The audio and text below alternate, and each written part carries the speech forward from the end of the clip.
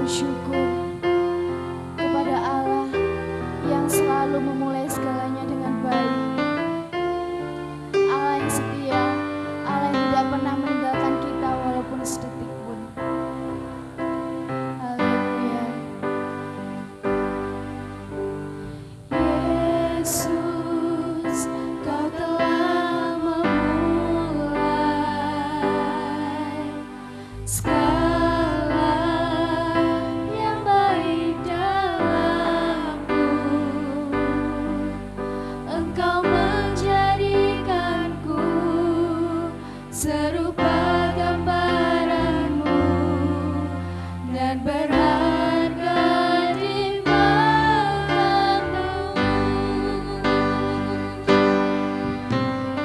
Yesus, Kau telah memulai karya yang mulia dalamku. Kau berikan hidupmu sebagai ganti dosaku, karena kasih-Mu padaku. Sekarang ku memuji-Mu, Allah yang setia, yang tak pernah meninggalkan perbuatan tangan-Mu. Sekarang ku menyembah-Mu, Allah yang mulia, sempurnakan setiap hidupku agar indah bagimu.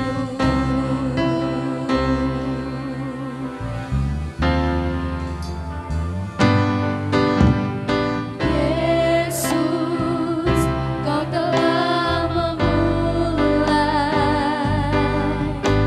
segala yang baik dalamku. Engkau menjadikanku serupa gambaran-Mu dan berharga di matamu.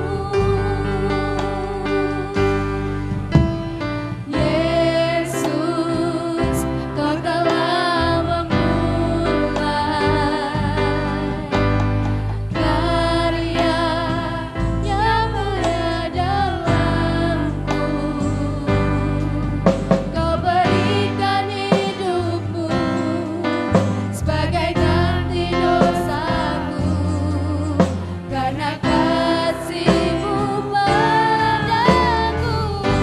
Sekarang kami menyembah-Mu, Allah yang setia, yang tak pernah meninggalkan perbuatan tangan-Mu. Sekarang ku menyembah-Mu, Allah yang mulia, sempurnakan setiap hidupku agar indah bagimu. Oh, kami memuji-Mu Tuhan, Allah yang setia, yang tak pernah meninggalkan perbuatan tangan-Mu. Sekarang ku menyembah-Mu, Allah yang mulia, sempurnakan setiap hidupku agar indah bagimu. Kami mengundang Bapak Ibu untuk bangkit berdiri. Yesus, Kau telah memulai segala yang baik Tuhan. Itu semua dari-Mu Tuhan. Terima kasih ya Tuhan. Kau berikan hidupku serupa gambaran-Mu dan berharga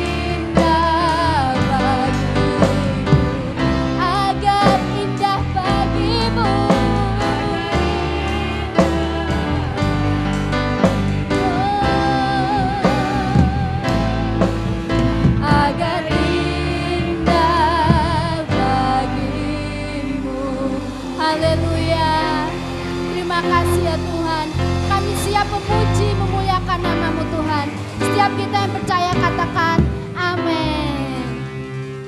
Siap untuk memuji Tuhan yang baik? Kecaplah dan lihatlah.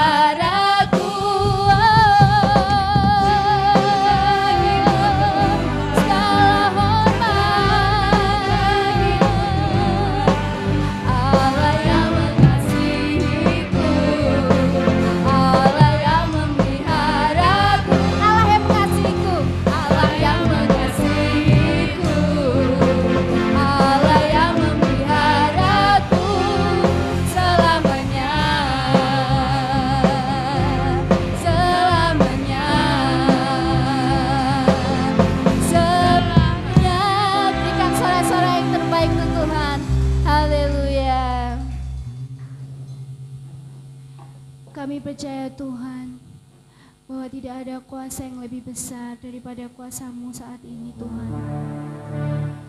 Engkau Allah yang sanggup memulihkan hati kami. Hanya Engkau Allah yang kuasanya terlebih besar Tuhan.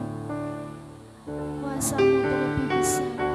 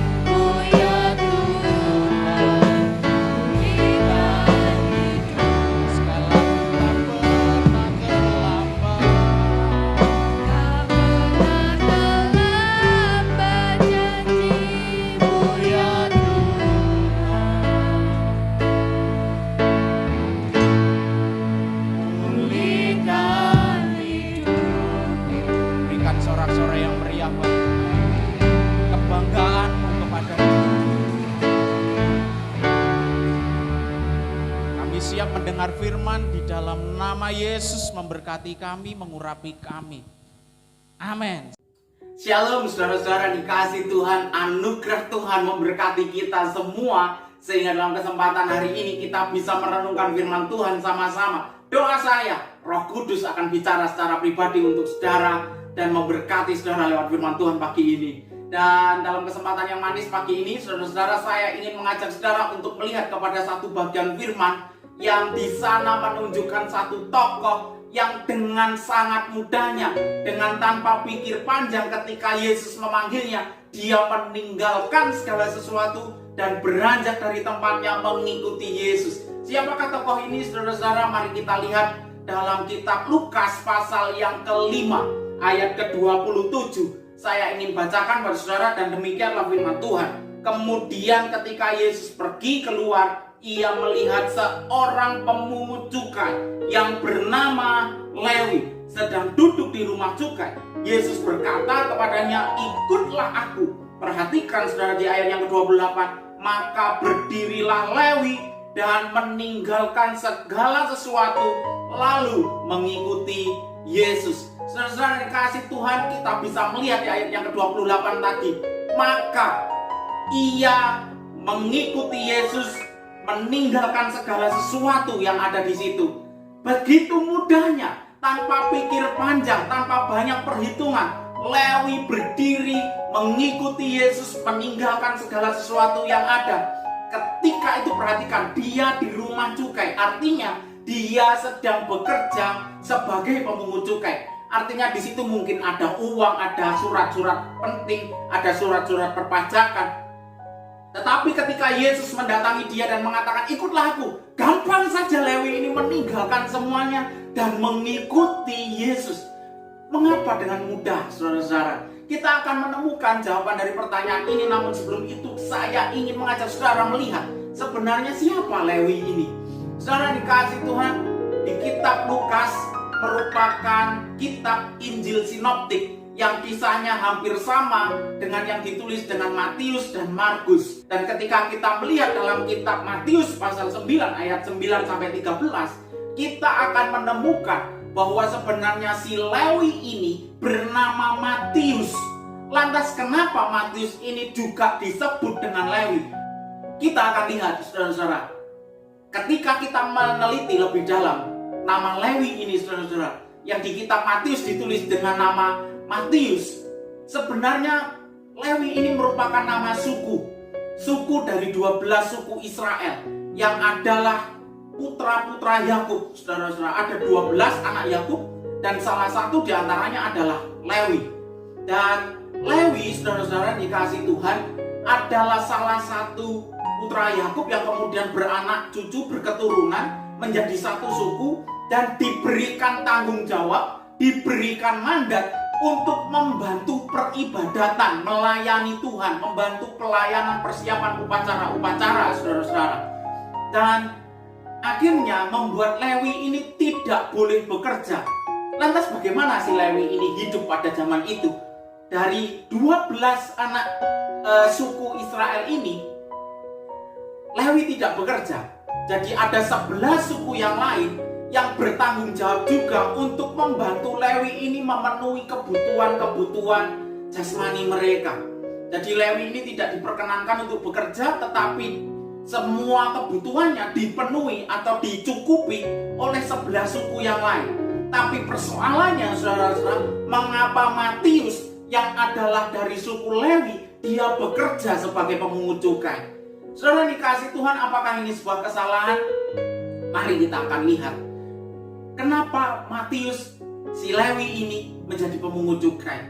Karena pada masa itu, saudara-saudara, masa di mana si Matius, si Lewi ini hidup, di mana Yesus hidup kala itu, bangsa Israel, bangsa Yahudi berada dalam masa penjajahan Romawi.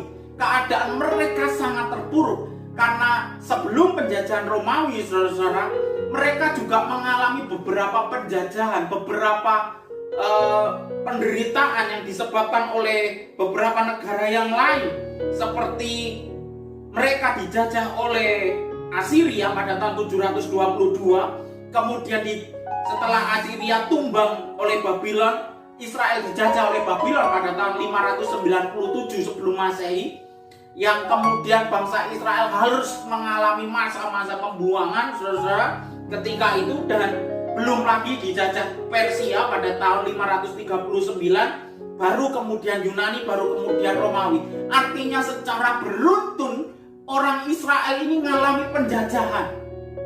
Kita bisa membayangkan, saudara-saudara, ketika kita sebagai bangsa Indonesia, nenek moyang kita dulu, kakek nenek kita dulu, mereka mungkin bisa menceritakan betapa tidak enaknya, betapa susahnya hidup sebagai bangsa yang dijajah oleh bangsa lain. Mereka tentu sangat menderita, walaupun seenak-enaknya dalam tanda kutip saya mau katakan hidup dalam penjajahan, akan tetapi pasti jauh lebih enak ketika mereka bisa hidup sebagai bangsa yang bebas, sebagai bangsa yang merdeka, sebagai bangsa yang berdaulat.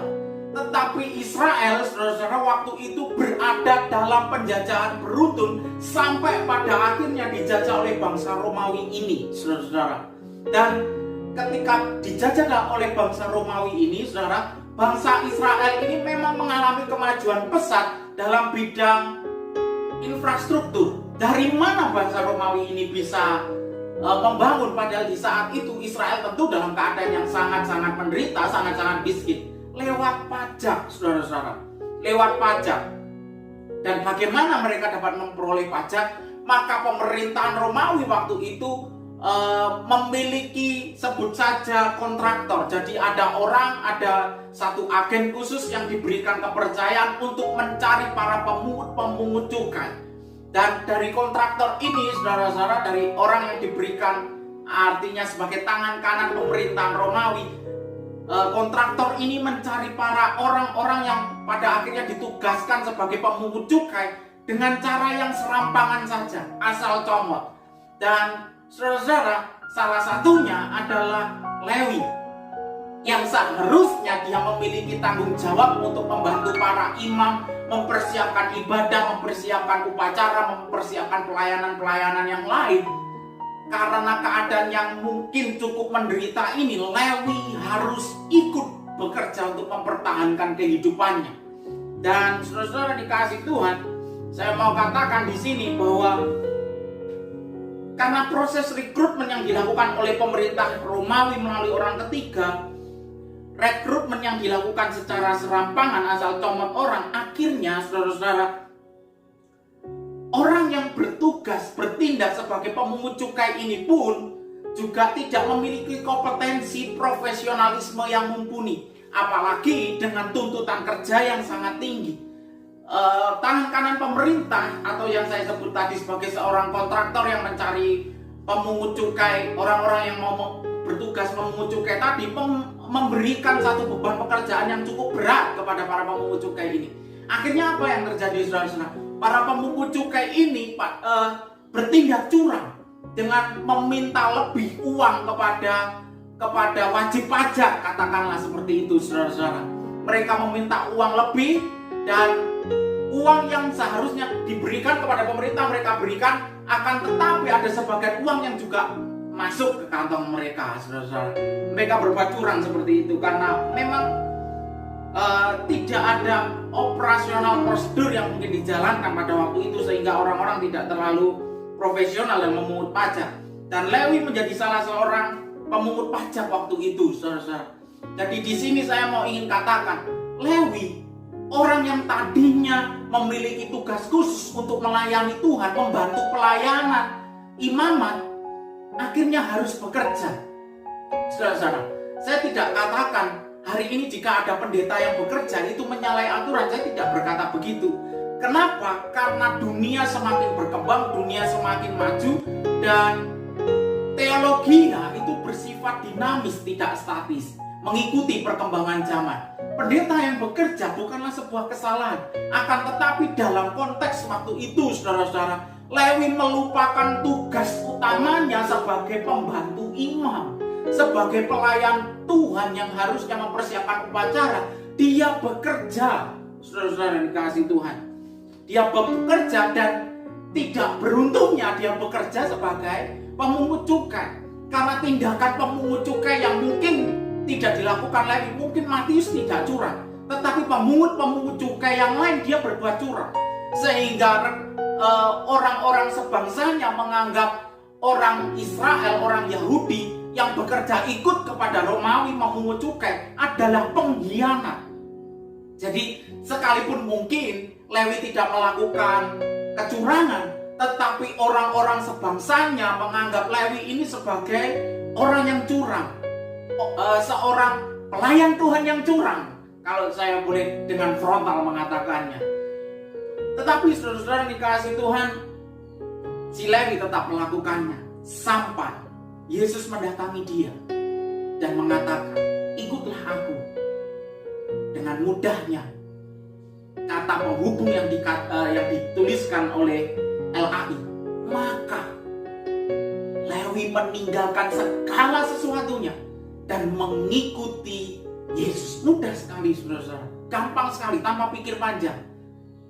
Saya menelaah, saya mencoba mempelajari, saya melihat kenapa Lewi dengan begitu mudahnya mengikuti Yesus. Padahal bukankah pekerjaannya ini sangat menguntungkan? Bukankah dia dari uang yang bisa dia dapatkan dari memungut cukai bisa untuk menghidupi keluarganya, saudara-saudara? Tetapi mengapa dengan mudah sekali Lewi ini meninggalkan semuanya dan mengikuti Yesus? Saya memposisikan diri saya sebagai Lewi ini.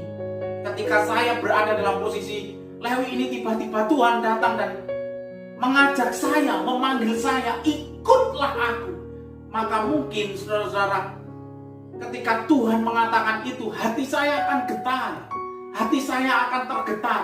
Kenapa tergetar? Tentu saya akan ingat betul bahwa saya dipanggil untuk melayani, bahwa saya memiliki tugas yang seharusnya adalah membantu iman dalam pelayanan, bahwa saya memiliki tugas untuk pelayanan.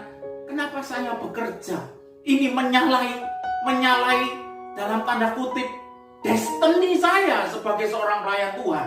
Saudara-saudara yang kasih Tuhan, oleh sebab itu ketika Yesus mengatakan kepada si Lewi ini, ikutlah aku, Lewi dengan mudah, karena dia tentu ingat bahwa sebenarnya jati dirinya adalah seorang pelayan Tuhan. Saudara-saudara yang kasih Tuhan, dari sini saya ingin mengingatkan kepada saudara dan juga saya dua hal saja, tetapi ingat betul-betul dua hal ini. Yang pertama, kepada engkau yang hari ini mungkin kau mendengarkan panggilan Tuhan dalam telingamu. Mungkin kau tidak bercita-cita sebagai seorang hamba Tuhan, sebagai seorang pendeta, tetapi Tuhan memanggilmu. Lihat si Lewi, saudaraku. Lihatlah si Lewi, saudaraku. Dia mau meninggalkan segala sesuatunya, meninggalkan tempat yang nyaman, yang bisa membiayai hidupnya, menanggung seluruh beban keluarganya dengan uang yang dia miliki. Akan tetapi dia meninggalkan demi panggilannya kepada Tuhan.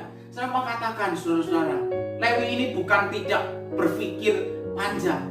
Lewi ini bukan tidak mengkhawatirkan bagaimana keadaannya selanjutnya, tetapi ia memilih percaya dan melihat siapa yang memanggilnya adalah Tuhan sendiri. Dan ketika Tuhan sendiri yang memanggilnya, maka Tuhan sendiri yang akan bertanggung jawab untuk hidupnya. Maka saudaraku yang dikasihi Tuhan, kalau engkau hari ini, mungkin beberapa waktu yang lalu, engkau merasa ada panggilan Tuhan dalam dirimu, saya mau katakan, Tuhan akan bertanggung jawab atas hidupmu.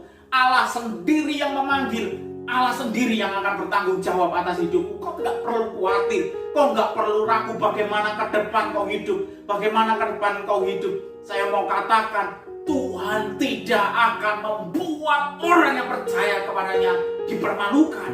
Maka saya mau katakan saudara-saudara, engkau yang dipanggil Tuhan, engkau tidak akan dipermalukan. Tuhan akan memegang tanganmu dengan tangannya yang kuat. Tuhan akan bertanggung jawab atas hidupmu. Mungkin kau ragu bagaimana masa depanmu ketika engkau harus menjadi pendeta. Dan mungkin hari ini kau sedang bekerja di tempat yang sangat enak, sangat nyaman, dengan gaji yang besar. Tetapi saya mau katakan, ikuti panggilanmu. Ikuti panggilanmu. Ikuti panggilanmu. Karena tidak semua orang menerima panggilan yang sama seperti engkau. Dan saudara-saudara yang dikasihi Tuhan, mungkin engkau tidak dipanggil untuk menjadi seorang hamba Tuhan, untuk menjadi seorang pendeta. Akan tetapi setiap kita memiliki panggilan masing-masing. Dan Tuhan taruh panggilan ilahi kepada diri kita untuk melayani. Saya mau katakan, mungkin kau hari ini memiliki pekerjaan yang baik. Saya tidak anjurkan untuk kau meninggalkan pekerjaan itu. Tetaplah bekerja di sana, tetapi juga jadilah berkat lewat pekerjaanmu. Jadilah berkat lewat uang yang kau terima dari pekerjaanmu. Engkau masih bisa menjadi tangan kanan Tuhan dengan pekerjaanmu, dengan berkat yang kau terima. Ada maksud khusus Tuhan ketika Dia memberikan hatimu sebuah kegentaran untuk melakukan pekerjaan-pekerjaan ilahi, saudara. Jangan tinggalkan, jangan abaikan, langsung terima itu, karena itu spesial buat engkau. Saya mau katakan adalah rugi besar ketika kita mengabaikan panggilan Tuhan. Karena bisa jadi, saudara-saudara, Tuhan tidak memanggil kita 2 kali. Tuhan memanggil kita 1 kali dan Dia menunggu respon tepat kita untuk panggilannya. Amin, saudaraku. Saya berdoa. Saya dulu juga mengalami hal yang sama, saudara. Ketika saya memilih untuk menjadi full timer melayani Tuhan secara penuh, saya juga mengalami kebimbangan, mengalami keraguan. Bagaimana ke depan saya sebagai seorang anak yang hanya satu-satunya di keluarga dan untuk menjadi harapan keluarga. Tetapi saya percaya ketika saya mengikuti Tuhan, Tuhan yang memanggil saya adalah Tuhan yang besar. Tuhan yang memanggil saya adalah Tuhan yang melakukan perkara-perkara yang dahsyat dan ajaib di masa yang lampau. Yang Alkitab tulis, Dia adalah Allah yang membelah lautan. Dia adalah Allah yang membelah sungai Yordan. Dia Allah yang memberkati bangsa Israel dengan makanan burung dara, dengan air yang enak. Dia adalah Tuhan yang memberikan bangsa Israel tanah terjanji, tanah yang penuh susu dan madu. Dan ketika kita melihat Yesus, saudara-saudara, banyak mujizat yang dikerjakannya dengan supranatural. Saya percaya Yesus yang dulu, Yesus yang tertulis di Alkitab, Tuhan yang tertulis di Alkitab adalah Tuhan yang sama yang hari ini memanggil saya dan saudara untuk terlibat dalam pekerjaannya. Maka jangan khawatir, Tuhan akan menanggung hidupmu. Tuhan akan bertanggung jawab semua kecamu pikiranmu, lupakan, hilangkan. Tuhan akan bekerja dan membuatmu ternganga dengan kedahsyatan-kedahsyatannya. Haleluya. Dan saudara-saudara yang kasih Tuhan, yang kedua, saya mau katakan kita semua, baik kita yang memiliki panggilan sebagai panggilan khusus untuk menjadi seorang pelayan Tuhan, sebagai seorang full timer, sebagai seorang gembala, sebagai seorang pendeta, maupun kita yang menerima panggilan untuk tidak dalam ladang pekerjaan Tuhan, sama seperti saya. Engkau sedang berada dalam ladang pekerjaan Tuhan yang lain dengan kepercayaan Tuhan yang ada padamu. Hari ini saya mau katakan kita semua adalah anak-anak Tuhan. Panggilan kita adalah anak-anak Tuhan. Ketika kita menerima Yesus Kristus sebagai juru selamat kita, sebagai Tuhan kita, maka status kita yang dulunya adalah anak-anak dunia, adalah anak-anak gelap, anak-anak yang terikat dengan dosa, maka seketika itu kita menjadi anak-anak Allah. Dan ketika kita menjadi anak-anak Allah, selalu ingat panggilanmu sebagai anak-anak Allah. Maka bersikaplah sebagai anak-anak Allah. Maka bertutur katalah sebagai anak-anak Allah. Maka berlakulah sebagai anak-anak Allah. Maka berpikirlah sebagai anak Allah. Hiduplah sebagai anak-anak Allah. Saudara-saudara, saya mau katakan, jangan jadi anak-anak Allah yang mengecewakan Allah yang telah menebus kita, yang telah memberikan hidupnya kepada kita sepenuhnya, supaya kita memiliki hidup dan hidup dalam kemenangan. Saya mau katakan, saudara-saudara, kita telah ditebus dan hidup kita bukan lagi milik kita, tetapi milik Allah. Bukankah seharusnya kita ini adalah hamba, kita ini adalah budak? Ya, saudara-saudara, kita memang adalah hamba, kita adalah budak. Tetapi saya mau katakan, hak yang diberikan Tuhan kepada kita bukan haknya budak, tetapi haknya anak-anak majikan. Dan majikan kita adalah Allah yang luar biasa. Saya percaya, saudara yang dikasihi Tuhan, ketika masalah menghampiri hidupmu, ketika pergumulan menghampiri hidupmu, ketika beban berat menghampiri hidupmu, mungkin ada masalah-masalah yang kau sekian lama doakan, tetapi Tuhan seolah-olah belum jawab. Mungkin sakitmu sampai hari ini belum sembuh. Saya mau katakan, saudara, engkau adalah anak Allah. Jangan melakukan tindakan-tindakan yang tidak seharusnya anak Allah lakukan. Tetap berharap kepada Tuhan, tetap berdoa kepada Tuhan, tetap meyakini Tuhan. Bangkitkan imanmu. Sebuah sikap yang luar biasa ditunjukkan oleh Raja Daud. Dia belum jadi raja waktu itu, tetapi ketika kampung halamannya dihancurkan oleh orang-orang Amalek. Dia melihat istrinya ditawan, dia melihat anak-anaknya ditawan, dia melihat kampung halamannya hancur oleh karena orang-orang Amalek. Dan orang-orang menyalahkan dia. Hai Daud, mengapa kau malah pergi perang? Kita diserang orang Amalek, kita tidak punya pertahanan, kita tidak punya perlindungan. Akhirnya seperti ini, Daud disalahkan oleh banyak orang. Dan ayat Alkitab mengatakan dalam keadaan yang sangat terjepit. Tetapi apa yang Daud lakukan? Dia melakukan tindakan sebagai seorang anak Tuhan. Dia menguatkan kepercayaannya kepada Tuhan. Dan saudara, saya mau katakan, ketika Tuhan mengizinkan masalah menghampiri hidupmu, ketika Tuhan mengizinkan kerugian menghampiri bisnismu, ketika Tuhan mengizinkan ada godaan dalam rumah tanggamu, saya mau katakan, lakukan sama seperti Daud. Dia tidak menyerah, dia tidak menyalahkan kanan kiri, dia tidak menyalahkan Tuhan, dia tidak menyalahkan dirinya sendiri, tetapi yang dilakukannya menguatkan kepercayaan kepada Tuhan. Lakukan itu, saudara-saudara. Lakukan itu, menguatkan kepercayaan kepada Tuhan. Karena saya mau katakan, ketika Tuhan mengasihi dia, ya dia pasti memberkati kita. Dia pasti memberkati kita. Tetapi setiap ujian, setiap masalah, setiap pergumulan yang kau alami menjadi satu cara Tuhan mendidik kita supaya kita tidak jadi anak-anak gampang. Mungkin kita harus berduka cita untuk sementara waktu oleh karena masalah-masalah kita.